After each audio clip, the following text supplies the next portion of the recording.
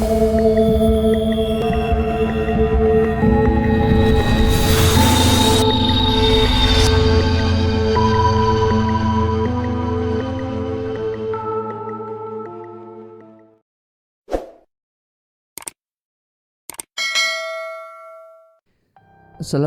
warahmatullahi wabarakatuh. Kembali lagi bareng Mimin di channel Bocah Indigo. Seperti biasanya pada kesempatan kali ini Mimin akan membagikan sebuah cerita yang kali ini berjudul Perjanjian di Gunung Arjuna. Namun sebelum kita lanjut ke inti ceritanya, alangkah lebih baiknya kita berdoa bersama-sama terlebih dahulu. Al-Fatihah. Alhamdulillahirrahmanirrahim, ar-Rahmanirrahim, maliki yaumiddin. Iyyaka na'budu wa iyyaka nasta'in, ihdinas siratal mustaqim. Shiratal ladzina an'amta 'alaihim ghairil maghdubi 'alaihim waladdallin. Amin.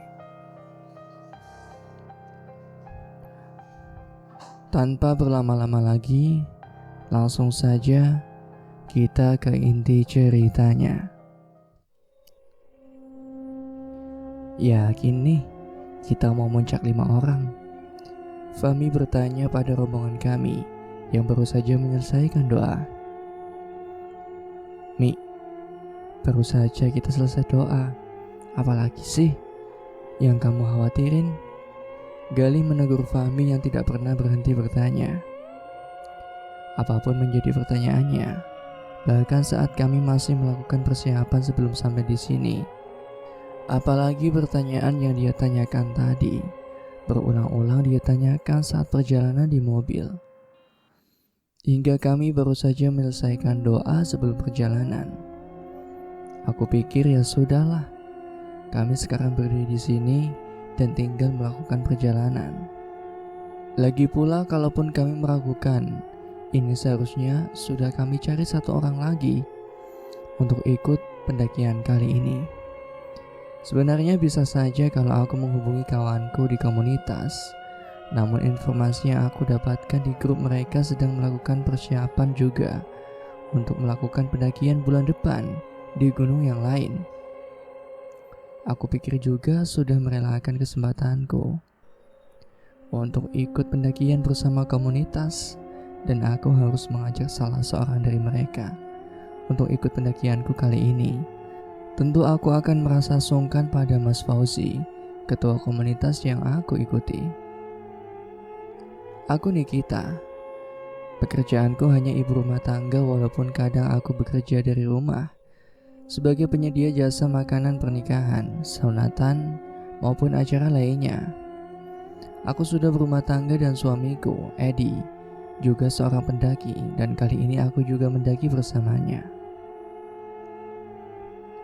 Usiaku hanya berjarak 2 tahun dari suamiku dan kami pun belum dikaruniai anak selama pernikahan kami yang sudah masuk tahun keempat. Kami menikah di usia yang bukan lagi muda.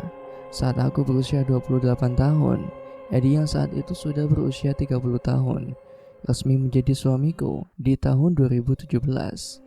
Hingga saat ini kami sering melakukan pendakian bersama, entah dengan komunitas maupun hanya kami berdua saja. Pada intinya bukan pertama kalinya kami melakukan pendakian bersama sejak kami menikah. Aku dan suami pun tidak cukup sering melakukan pendakian. Hanya ketika kami sedang merasa suntuk dan merasa ingin memuaskan diri dengan melakukan pendakian, hingga saat ini kami mendaki bersama lagi. Namun di pendakian kali ini kami lakukan bersama teman-temanku saat masih kuliah.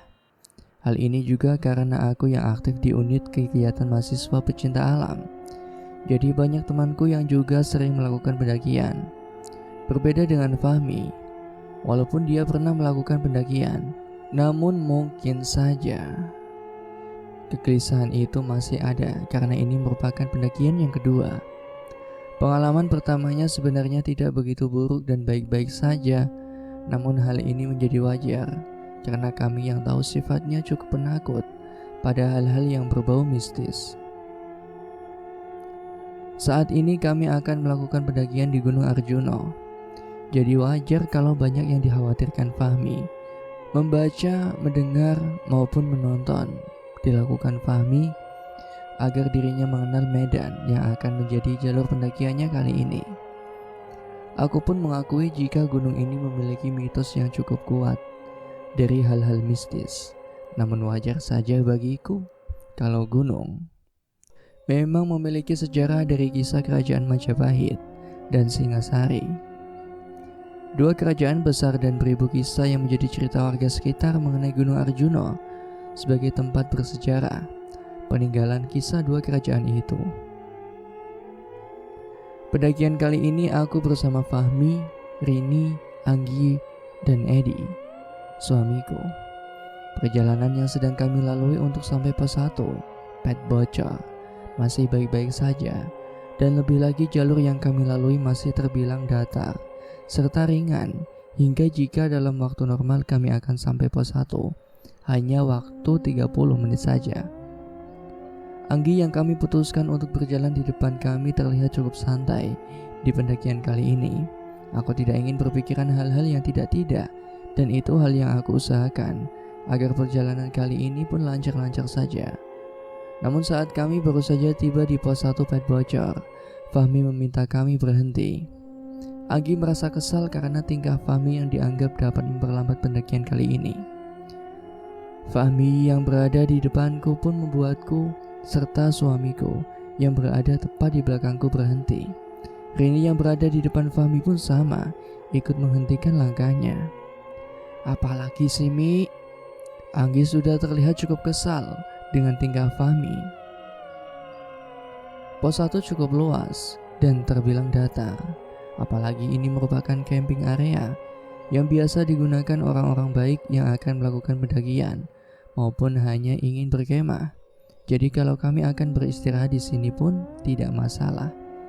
Barangkali juga dapat bertemu pendaki yang lain dan melakukan perjalanan ke depan bersama-sama. Suamiku yang melihat sikap Anggi ikut mendinginkan suasana sebelum Anggi benar-benar marah karena sikap Fahmi. Apa ada yang ketinggalan, Mi? Fahmi menoleh ke arah suamiku. Perasaanku gak enak, Mas. Apalagi kita benar-benar akan muncak dengan jumlah ganjil kayak gini, ucap Fahmi yang berada di depanku. Melihat ke arah suamiku, begitu pun aku. Anggi rupanya tidak nyaman dengan segala hal yang diributkan Fahmi hingga apa yang dikatakan membuatku agak terkejut. Mi, kalau kamu emang gak niat ikut, mending turun dari sekarang dah. Apalagi kalau kata kamu emang baiknya kita naik dengan jumlah genap. Buatku, orang yang cocok buat turun dan pulang cuma kamu. Anggi bersikap cukup ketus dan keras pada Fahmi. Tapi menurutku bukan seharusnya Anggi mengatakan hal semacam itu pada Fahmi. Aku cukup tersinggung. Mengapa Anggi sampai harus mengatakan hal itu? Lagi-lagi suamiku berusaha untuk menenangkan suasana itu. Sudah. Mungkin itu hanya perasaan kamu aja, Mi. Kita tetap berdoa aja semoga hal yang tidak diinginkan tidak terjadi dengan kita. Selepas itu kami memutuskan untuk melakukan doa bersama lagi, berharap Fahmi dapat lebih tenang dan kami bisa melanjutkan perjalanan. Anggi kini masih memimpin perjalanan kami dengan formasi yang sama. Aku agak lega karena 3 pendaki yang lain datang dan berjalan di belakang kami. Rupanya Fahmi juga merasa lebih nyaman setelah mengetahui ada 3 pendaki yang berjalan di belakang kami, karena menyapa saat menyusul kami dan berjalan beriringan. Aku dan suamiku juga tersenyum melihat Fahmi tersenyum setelah mengetahui 3 pendaki ini mau berjalan bersama kami.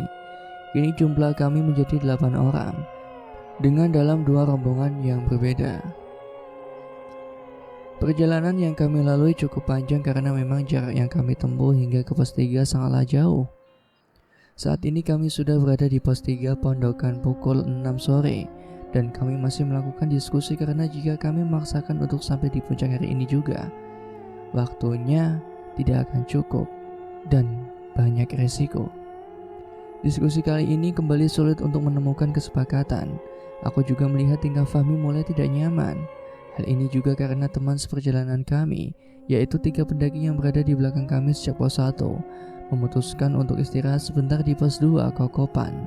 Entah mereka akan melakukan perjalanan lagi besok atau hanya beristirahat sebentar. Pendakian kali ini aku tidak ingin banyak bicara karena jelas suamiku pun akan memikirkan hal demi baiknya perjalanan kami, khususnya aku. Namun sikap ketus dari Anggi membuatku cukup keren dan ingin ikut berdiskusi hebat dengannya. Saat ini sudah pukul setengah 7 malam sedangkan perjalanan kami masih sangat jauh hingga kami sampai di puncak. Suamiku sudah sempat mengajukan usul yang menurutku juga baik. Lebih baik kita lanjutkan perjalanan ini sampai Sabana 2 dan mendirikan tenda di sana dan bisa melanjutkan perjalanan lagi besok hingga puncak. Fahmi juga ikut mengiyakan pendapat suamiku. Aku setuju sama Mas Edi, baiknya gitu aja Nggi. Apalagi kalau kita paksa untuk tetap jalan sampai ke puncak malam-malam, pasti bakal gelap banget. Anggi tanpa pikir panjang langsung membantah ucapan Fahmi. Alah Mi, kamu bilang gitu kan cuma gara-gara kamu takut.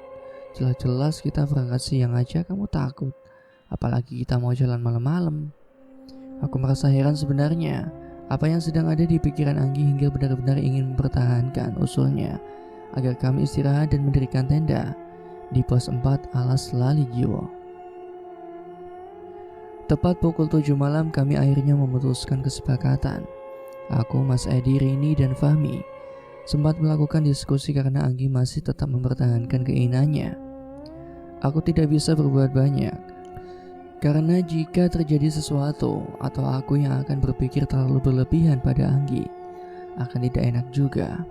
Mau bagaimanapun, Anggi telah kami tunjuk untuk memimpin pendakian kami kali ini. Aku berpikir sedikit menyesal juga telah memilihnya. Namun dari pengalamanku melakukan pendakian dengannya, tidak pernah ada hal yang serumit ini dari sikapnya.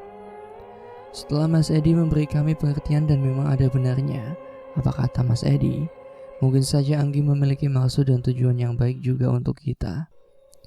Aku coba berpikir baiknya saja, dengan beberapa kemungkinan yang aku terka-terka sendiri di pikiranku.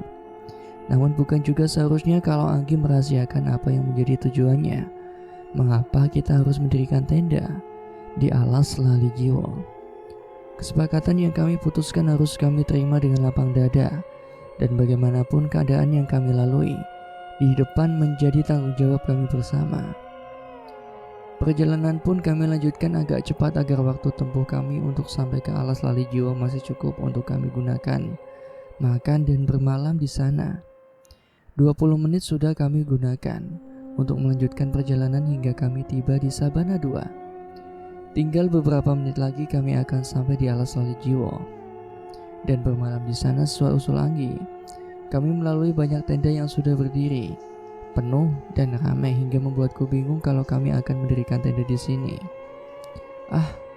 Mungkin ini yang dipikirkan oleh Anggi hingga memutuskan kami untuk mendirikan tenda di Alas Lali Jiwo saja. Bahkan lebih baiknya di sana kita mendirikan tenda dekat dengan pohon cemara agar terlindung dari gonjangan angin Gunung Arjuna yang cukup kencang malam ini. Udara yang kami rasakan begitu dingin. Beberapa tenda yang didirikan di Sabana 2 pun beberapanya sudah ditutup rapat. Mungkin juga karena cuaca yang cukup dingin atau mungkin juga memang mereka sudah cukup lama di sini. Aku mengajukan usul pada Anggi agar berhenti sejenak di sini untuk mengisi persediaan air kami masing-masing. Lebih lagi akan kita gunakan untuk memasak maupun minum saat kami bermalam. Aku kini hanya tinggal bersama Rini di samping salah satu tenda yang berada di paling belakang. Aku tidak ingin membuka pembicaraan apapun dengan Rini, dan mungkin Rini pun paham karena tenda yang dekat dengan tempat kami menunggu Anggi, Fahmi, dan Mas Edi yang sedang mengambil air sudah tertutup rapat. Mungkin saja sudah tidur atau sedang istirahat. Dan jika aku mengobrol dengan Rini, mungkin saja dapat mengganggu mereka yang ada di dalam. Aku sempatkan untuk melihat jam yang aku kenakan, yang sudah menunjukkan hampir jam 8 malam. Angin agak berubah-ubah, namun tetap saja aku merasakan sangat dingin. Hingga aku dan Rini mengambil jaket dalam tas kami. Saat aku yang sedang menggunakan jaket, Tiba-tiba salah seorang keluar dari dalam tenda yang membuatku agak kurang enak. Barangkali mengganggu mereka yang sedang istirahat. Maaf mas, barangkali kami ganggu. Kami cuma lagi nunggu teman, ambil air aja. Lelaki itu akhirnya membuka penutup kepala yang dia kenakan saat baru saja keluar dari dalam tenda, yang membuatku dan Rini terkejut. Dia dengan santai menjawab perkataanku. Oh iya mbak, gak apa-apa, saya juga tidak terganggu kok. Saya cuma mau keluar buang air saja. Permisi. Dia pergi meninggalkan kami yang masih menunggu kedatangan rombongan laki-laki kami. Aku memalingkan wajah hingga berhadapan dengan Rini. Aku yakin dia adalah salah satu dari 3 pendaki yang berjalan bersama kami di pos 1 dan berpisah di pos 2. Mustahil kalau mereka sudah sampai di sini bahkan mendirikan tenda tanpa berpapasan dengan kami di pos 3. Aku tidak dapat menjawab lagi hingga dia pergi untuk urusan yang dia katakan. Aku berpikir jika lelaki yang aku lihat memang salah satu orang rombongan yang berjalan bersama kami dari pos 1 sampai pos 2, maka 2 orang yang lain adalah seorang perempuan dan lelaki yang lain. Tapi apa harus aku melihat ke dalam tenda untuk memastikan itu? Tentu sangat tidak sopan karena kami belum begitu mengenal dan baru berjumpa di pendakian kali ini. Lelaki itu pun kembali lebih cepat daripada rombongan lelaki kami. Aku benar-benar yakin kalau itu memang dia. Aku masih ingin memastikan kebenarannya. Dikejutkan dengan perkataan Rini pada lelaki itu. Maaf mas, bukannya mas yang tadi jalan bareng rombongan kita di pos 1 dan pisah di pos 2 ya? Aku memandang Rini selayaknya memberikan kode mengapa Rini langsung menanyakan itu sebelum memastikan kebenarannya dulu. Namun lelaki itu justru santai saja dan menjawab pertanyaan Rini. Hah? Mbak mungkin salah lihat. Saya bareng teman-teman sudah sampai di sini dari jam 6 sore mbak. Aku juga gak kenal mbak sama sekali dan baru melihat mbak di sini. Jantungku berdebar cukup keras, aku yakin. Nada suara, wajah dan pakaian yang dikenakannya benar-benar mirip dengan yang kulihat tadi saat kami berjalan bersama rombongannya. Kakiku kini benar-benar bergetar dan mulai ragu apakah kami masih bisa melanjutkan perjalanan hingga alas lali jiwa. Namun aku harus menyembunyikan perasaan ini saat lelaki itu kembali berkata pada kami, kalau kalian mengapa tidak mendirikan tenda saja? Angin di sini dingin banget. Sebaiknya kalian langsung mendirikan tenda, mbak. Aku tidak ingin dia pun tahu kalau kami akan mendirikan tenda di alas lali jiwa. Namun aku menolak, karena ini akan mengatakannya pada lelaki itu. Dengan gerakan yang cepat aku tutup mulutnya dengan telapak tanganku sebelum dia menyelesaikan perkataannya. Enggak mas, kami mau bikin tenda di Rini melotot ke arahku. Lelaki itu keheranan melihat tingkah kami berdua, entah dia berpikir kami tidak membawa tenda atau tidak mendirikan tenda sendiri dan mengajukan bantuan pada kami. Kalau kalian bingung, barangkali bisa saya bantu untuk mendirikan tenda sampai teman kalian datang ke sini. Lelaki itu menatapku sembari menunggu jawabanku. Aku yang kini bisa melihat dengan jelas wajahnya dengan posisiku yang masih menutup mulut, perlahan melepas tanganku dari mulut Rini. Rini yang agak kesal denganku hampir saja mengomel. Namun karena wajah lelaki itu juga dapat dilihat jelas olehnya, juga membuat Rini ikut bengong sepertiku. Aku yang mungkin berpikiran sama dengan Rini kembali memandang berhadapan dengan mengangkat alis kami seakan mengiyakan. Kalau apa yang kami pikirkan itu sama, bahwa ini memang benar, lelaki dari salah seorang rombongan yang sempat berjalan bersama kami. Mungkin karena tidak kunjung mendapatkan jawaban, lelaki itu kembali memanggil kami. Mbak, aku panik dengan cepat menjawab pertanyaan tadi. Oh iya mas, maksud saya gak usah mas, nanti teman kita yang bikinin tenda saja. Sebentar lagi pasti datang kok. Aku sembari melemparkan senyum, Rini pun sama, agar lelaki itu pun yakin pada jawabanku. Syukur kalau gitu mbak, saya masuk lagi ya. Lelaki itu membuka tenda miliknya dan masuk ke dalam.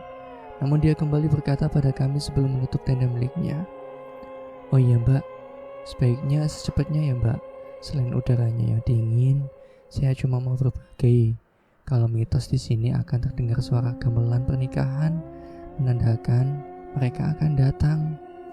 Penunggu gunung ini, Mbak, sebaiknya Mbak bikin tenda di sini daripada harus melanjutkan perjalanan. Dan tanpa menunggu jawaban dari kami, dia menutup tendanya dan kami beristirahat. Nick, mungkin laki-laki itu tahu kalau kita mau lanjut perjalanan. Bener kata aku kan, Nick, kita bikin tenda di sini aja, kata Rini padaku menanggapi perkataan terakhir dari lelaki itu. Aku juga bingung harus bagaimana. Apa aku harus bilang ke Mas Edi? Tentu Fahmi akan mendengarnya juga dan membuatnya lebih khawatir lagi. Namun hal yang aku pikirkan lagi-lagi sama seperti yang Rini pikirkan, dan untungnya masih sempat dia katakan padaku. Gimana Nick? Kamu mah diem, kalau gitu mending nanti kita ngomong aja sama Anggi, sama suamimu Nick. Aku yang mendengar perkataan Rini langsung menjawab, jangan Rin, kalau kita bilang gitu aja Fahmi pasti dengar. Itu juga bakal lebih bahaya. Kamu juga lihat kan sikap Anggi kayak apa tadi. Rini yang mendengar jawaban dariku kini hanya diam, namun pikirannya banyak yang diributkan. Kami makin bingung saat Fahmi datang menghampiri kami sembari berlari dan disusul Mas Edi, suamiku. Gawat Rin, Nick, kalau gini caranya mending kita gak usah kita lanjutin deh. Fahmi berkata agak kasar hingga membuatku memintanya diam, karena dapat mengganggu pendaki yang sedang istirahat dalam tenda. Rini pun menenangkan Fahmi agar dia dapat mengatakan hal yang sebenarnya dengan pelan-pelan agar aku dan Rini pun paham. Mas Edi datang dan kulihat Fahmi masih belum cukup tenang. Aku pun meminta Mas Edi saja yang menjelaskan. Mas Edi pun sebenarnya merisaukan apabila perjalanan ini dilanjutkan, karena baru saja saat Mas Edi dan Fahmi selesai mengisi penuh semua botol sebagai persediaan kami, mereka melihat Anggi tengah mandi di salah satu sudut dengan dikelilingi taburan bunga yang rupanya dia bawa di tas miliknya. Sebenarnya Mas Edi sempat melihat bunga yang Anggi gunakan untuk mandi merupakan bunga taburan 7 rupa yang dia bawa dalam tasnya. Fahmi yang juga melihat kejadian itu setelah menyelesaikan urusannya untuk buang air kecil sangat terkejut melihat tingkah Anggi. Mas Edi tidak sengaja melihat bunga dalam bungkusan plastik resek transparan dalam tas Anggi saat Anggi sedang mengambil botol kosong yang ada dalam tasnya. Bersama bunga itu yang sempat dia jatuhkan, Mas Edi berusaha untuk tidak memperhatikan itu. Namun pikirannya tidak lekas berhenti memikirkan bunga yang dibawa Anggi sembari mengisi air untuk persediaan minum.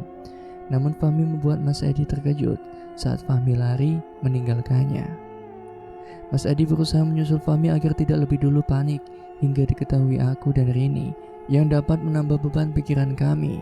Fahmi yang terlanjur menunjukkan sikap paniknya padaku dan Rini membuat Mas Edi merasa lebih baik terus terang kepada kami mengenai apa yang baru saja mereka lihat. Kami seperti mengulang diskusi yang kami lakukan saat masih di pos 3 pondokan. Namun kali ini segala bentuk kejanggalan yang kami pertanyakan, khususnya aku, sudah mulai terjawab satu persatu. Satu hal yang menjadi perbedaan hanyalah misteri yang belum aku ceritakan pada Mas Edi dan Fahmi. Lebih lagi pada Anggi. Aku semua pun tidak akan memikirkan hal yang masih menjadi misteri buat aku dan Rini. Namun kami harus memutuskan segera apakah kami akan melanjutkan perjalanan sesuai hasil yang kami putuskan di pos 3 atau tidak. Kami sengaja menjauh sedikit dari tenda yang ada di sampingku saat aku dan Rini sedang menunggu mereka agar tidak akan mengganggu mereka yang sedang istirahat. Diskusi akhirnya mendapatkan kesepakatan bahwa bagaimanapun kami tidak akan melanjutkan perjalanan dan memikirkan alasan apa yang akan kami gunakan untuk menjelaskan ini pada Anggi. Saat kemudian, bau yang sangat harum tercium oleh hidung kami. Bau ini jelas kami kenal dan seperti makam yang baru saja ada jenazah yang baru dimakamkan dalamnya. Jenazah yang baru selesai dimandikan, dikafani dan masih berbau sangat harum yang khas suasana pemakaman. Jika bau seperti ini tiba-tiba saja tercium, dapat berarti mungkin saja setan sedang berada di dekat kami. Seperti apa yang kita tahu, kalau bau yang tercium adalah bunga melati dan kenanga. Namun yang berbeda dari bau yang kami kenal ini adalah situasi dan apa yang kami lihat. Anggi telah berdiri di dekat tenda di mana aku dan Rini tadi menunggu mereka, mengambil persediaan air untuk perjalanan rombongan kami. Aku masih tidak mengerti apa yang menjadi pikirannya maupun tindakannya. Cuaca yang begitu dingin hingga membuatku dan Rini mengenakan jaket cukup tebal.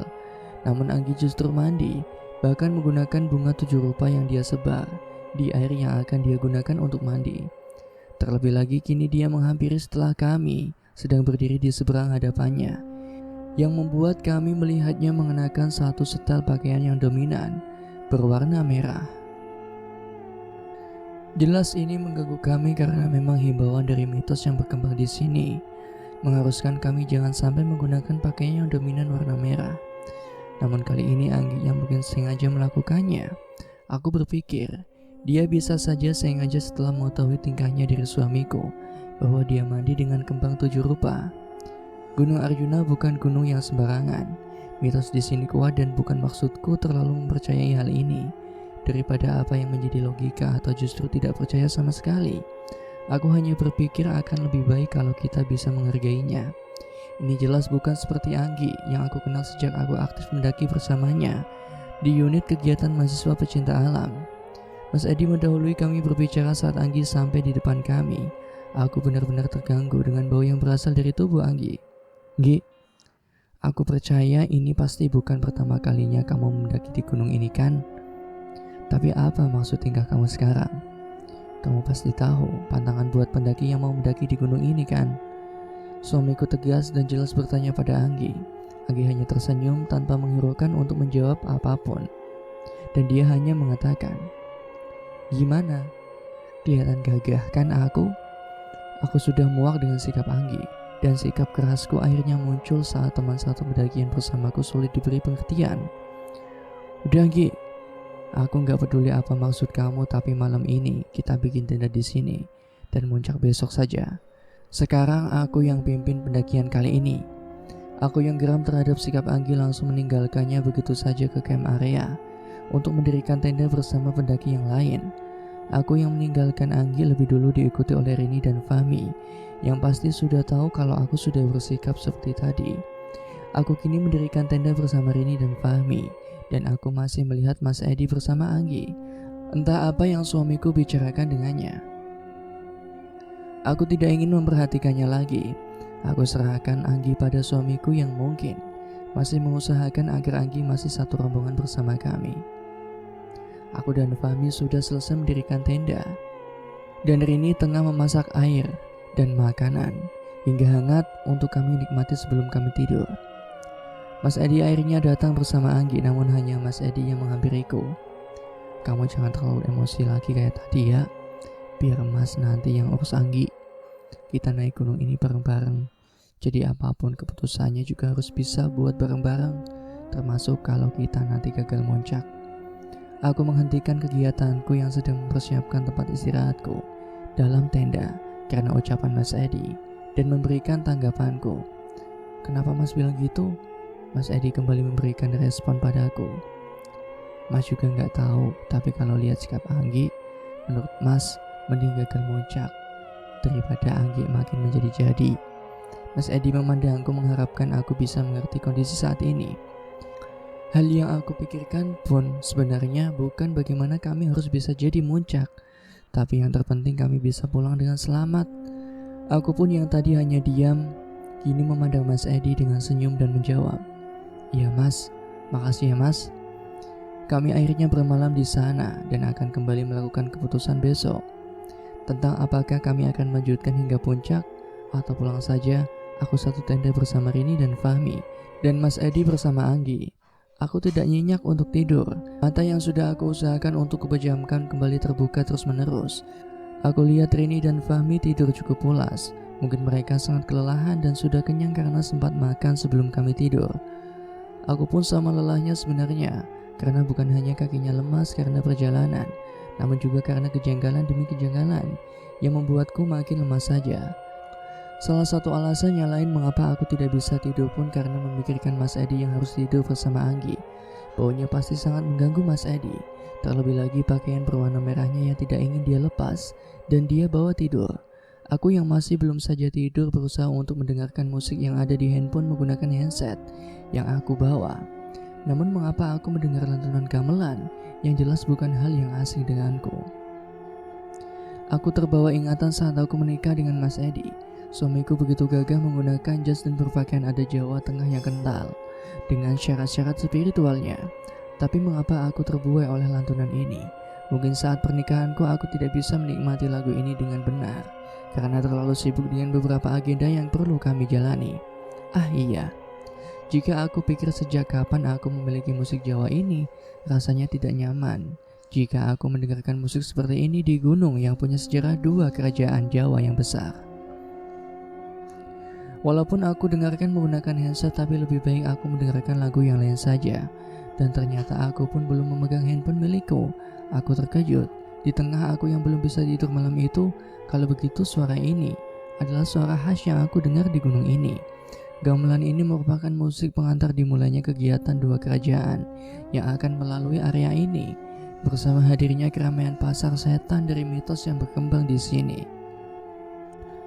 Aku makin tidak tenang, mengapa juga aku sampai bisa mendengar suara ini. Dan jika aku bisa memilih, sebaiknya aku tidur agar tidak mendengarkan suara ini. Benar saja keramaian muncul di sekitar kami. Belasan bahkan ratusan suara datang dari segala penjuru. Banyak orang berlari, berbicara, tertawa, bahkan ada yang berlari cukup kencang hingga menabrak tenda milikku. Hampir aku berteriak, namun berhasil aku tahan dan khawatir mereka justru mendengarku. Aku berusaha cukup tenang, namun di sisi belakangku terdengar suara salah satu tenda dibuka. Aku yang terkejut melihat ke tenda milikku dan Rini bersama Fahmi yang masih pulas tidur.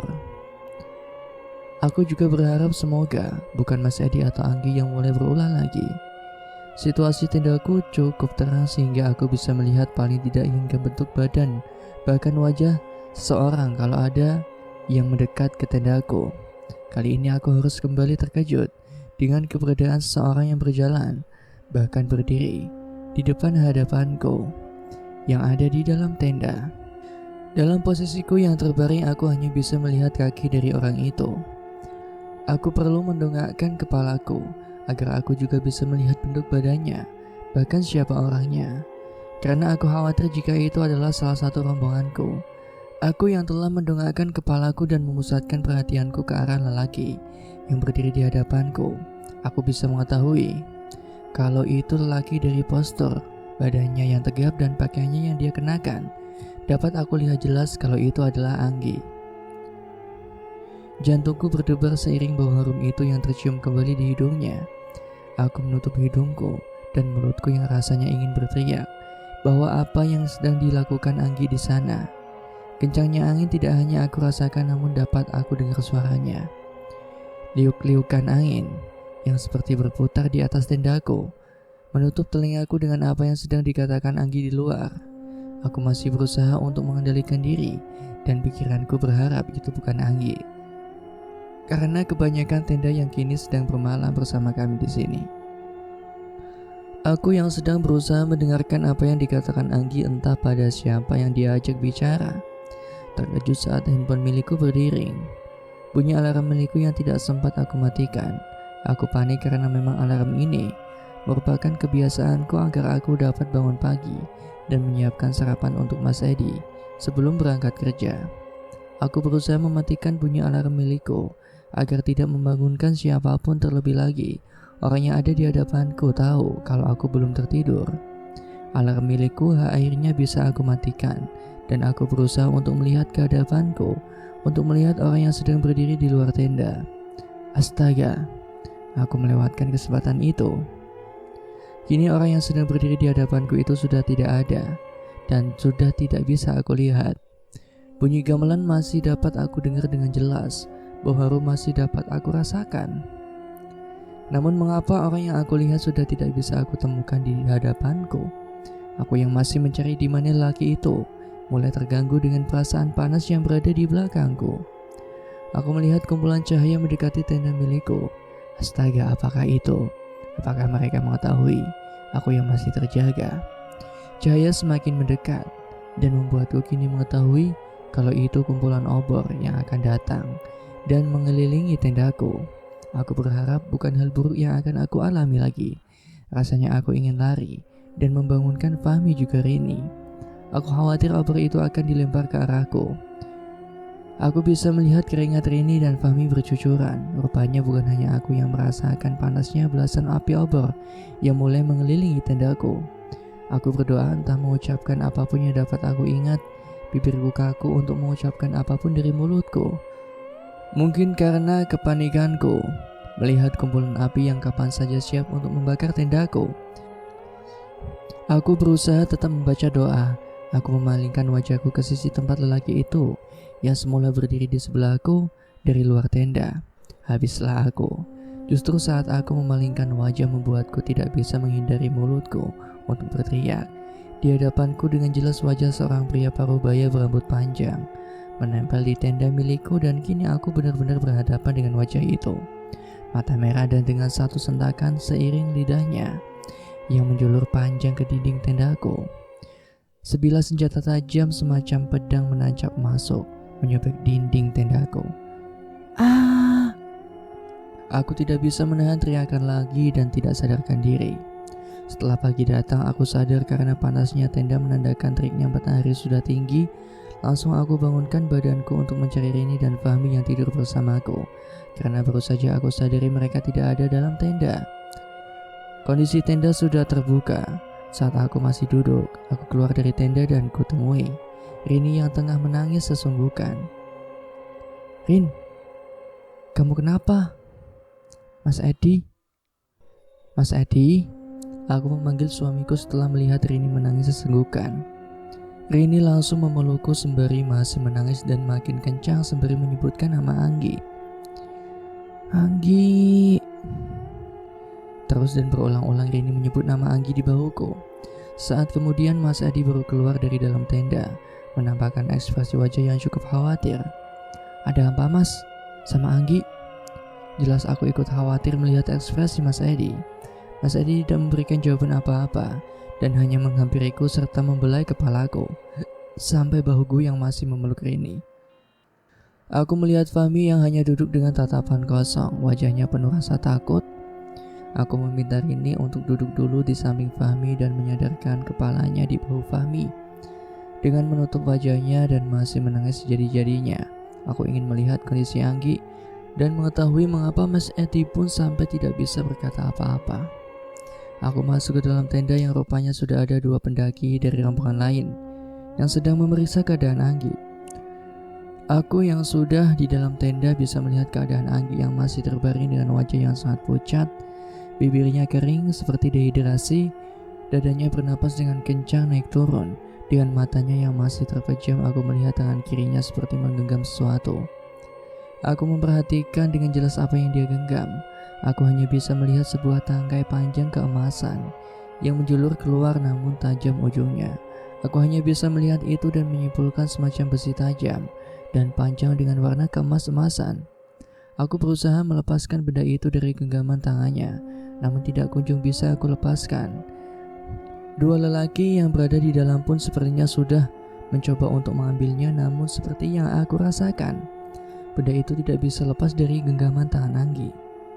"Kami juga sudah mencobanya berkali-kali, Mbak, tapi tidak bisa juga dan berhenti mencoba berkali-kali. Barangkali bisa melukai tangannya." Salah satu lelaki yang berada di sampingku. Aku keluar dari dalam tenda setelah melihat keadaan Anggi. Aku mencoba bertanya mengapa Anggi bisa seperti itu pada Mas Edi. Namun Mas Edi pun tidak mengetahui mengapa hal demikian bisa terjadi pada Anggi, karena semalam pun Mas Edi tidak merasakan apa-apa dan dapat tidur setelah memastikan Anggi tidur. Aku yang masih belum bisa mengendalikan diriku dari keadaan demi keadaan ini. 3 orang datang menghampiri tenda Anggi. Rupanya mereka adalah penduduk setempat yang biasa menjaga gunung ini. Mereka akhirnya menyarankan kami untuk turun dan membatalkan keinginan kami untuk melanjutkan perjalanan ke puncak. Aku yang menyepakati hal itu segera membantu Anggi untuk digotong ke atas tandu yang mereka bawa. Berat sekali aku rasanya badannya, hingga harus dibantu 4 orang laki-laki. Setelah semuanya dibersihkan termasuk tenda yang kami dirikan, kami pun mulai melakukan perjalanan turun. Tandu itu awalnya tidak dapat bergerak sama sekali karena begitu beratnya badan Anggi. Ini tentu bukan hal yang semestinya karena orang-orang yang datang membantu kami berbadan cukup kekar dan sepertinya sudah biasa melakukan evakuasi jika terjadi hal semacam ini pada pendaki. Terlebih lagi badan Anggi cukup kecil jika dibandingkan mereka. Kini kami turun dengan aku dan Rini yang berada di depan dan Fahmi serta Mas Edi yang membantu 3 orang lelaki itu membopong Anggi yang berada di atas tandu. Rupanya aku bangun terlalu siang hingga kami baru saja sampai pos 3 pondokan pukul 4 sore. Aku dan Rini menghentikan perjalanan untuk sekedar beristirahat karena aku lihat 3 lelaki itu sudah terlihat sangat kelelahan. Fahmi pun sampai terkilir di pergelangan kaki kanannya. Setelah membantu menandu Anggi, aku melihatnya begitu sulit berjalan. Mas Edi membiarkan Fahmi untuk beristirahat dan meminta Rini membantu memijat kaki Fahmi yang terkilir agar Fahmi masih bisa melanjutkan perjalanan lagi. Salah satu warga pun mengatakan jangan sampai Anggi harus bermalam lagi di sini karena akan membahayakan kondisinya. Aku jelas mengetahui kalau kondisi yang dialami Anggi saat ini merupakan hal yang jauh berbeda jika dikatakan kalau Anggi mengalami hipotermia, namun ini adalah gejala yang jauh berbeda. Aku terkejut saat mulut Anggi terbuka dan beberapa kali mengecap bibirnya. Aku mengira kalau dia kehausan, maka Mas Adi setelah aku minta segera menuangkan air untuk minum Anggi yang masih dengan keadaan yang sama. Namun entah mengapa beberapa air yang dituangkan ke dalam mulutnya kembali keluar sehingga kami harus berulang kali memberinya minum. Tidak ada yang berhasil masuk ke dalam mulutnya karena dikeluarkannya kembali. Aku kini memperhatikan ekspresi Mas Adi yang memperhatikan Anggi yang terus mengecapkan bibirnya yang makin kering. Beberapa kulit bibirnya mulai mengelupas dan kulit tangannya pun mengering. Apa yang sebenarnya dialami oleh Anggi? Mas Edi menyangka, apa mungkin sebenarnya ada yang ingin Anggi katakan. Maka salah seorang lelaki dari warga mencoba mendekatkan telinganya ke bibir Anggi jika benar ada yang ingin dikatakannya. Sesaat setelah lelaki itu mendekatkan telinganya, tiba-tiba Anggi berteriak tepat di telinga lelaki itu dan membuat kami terkejut. Anggi yang masih di atas tandu dengan diletakkan di atas alas salah satu pondok bergetar cukup keras, bahkan membuat pondok itu pun ikut bergetar. Fahmi yang juga terkejut segera bangkit untuk memegang tiang pondok di sini yang lain dari Mas Edi. Aku berdiri berdampingan dengan Rini berhadapan langsung dengan tubuh Anggi yang terbaring.